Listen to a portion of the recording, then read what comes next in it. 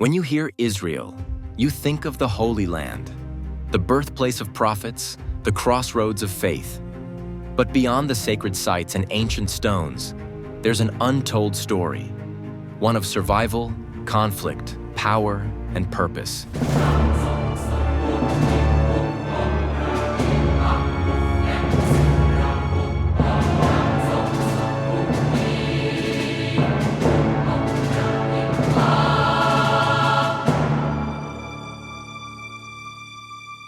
In the 1700s, Israel didn't exist. Not yet. This land was a quiet province under Ottoman rule. Sparse villages dotted the hills, pilgrims came to pray, and ancient ruins stood as whispers of a forgotten kingdom. But deep in the hearts of Jews scattered across Europe and the Middle East, the dream of return never died. That dream became a movement, Zionism. In the late 1800s, as anti-Semitism surged in Europe, Jewish pioneers returned to this land. They came with nothing but plows, books, and hope.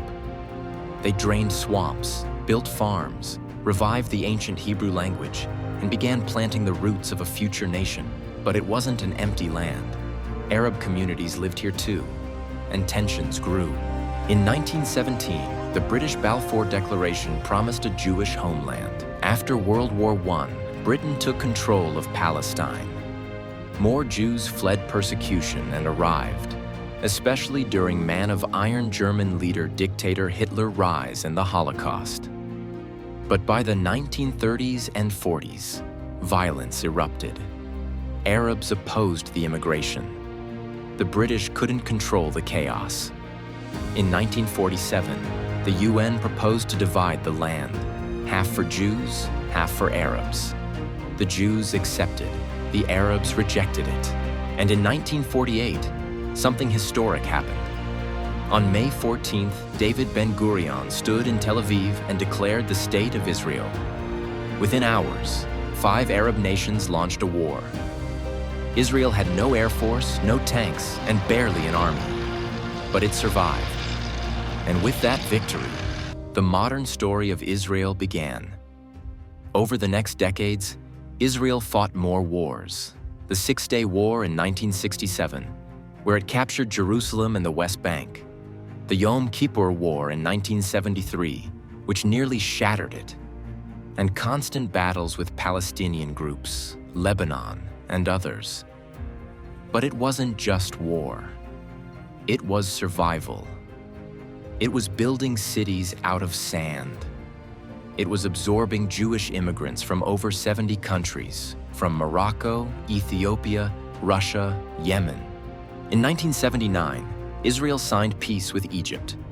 In 1994, peace with Jordan. In 1993, hope rose again with the Oslo Accords, handshakes and promises between Israelis and Palestinians. But the peace didn't last. Suicide bombings, the Second Intifada, and Gaza wars shattered trust. In the 2000s, Israel transformed into a high-tech powerhouse. Tel Aviv became the Silicon Valley of the Middle East. Yet even with progress, threats remained. Hezbollah to the north, Hamas to the south. In response, Israel created the Iron Dome, an air defense system that now protects its cities from rockets night after night. In 2020, the Abraham Accords opened new peace with the UAE, Bahrain, Morocco. But in 2023, war returned again. Hamas launched a massive attack. Israel responded. And then came the biggest gamble. In 2025, Prime Minister Benjamin Netanyahu, once again in power, authorized bold airstrikes against Iranian-backed militias. Some say it was brave, others say reckless. But in Israel, the line between fear and faith is always razor-thin. Today, Israel stands as a complex country, a democracy, a homeland, a battleground, a miracle. It's a nation built from ashes, from deserts, from exile, from memory. It's more than the Holy Land. It's a land still writing its story. Because when you hear Israel, you remember prophets and ancient walls. But the real story is still unfolding.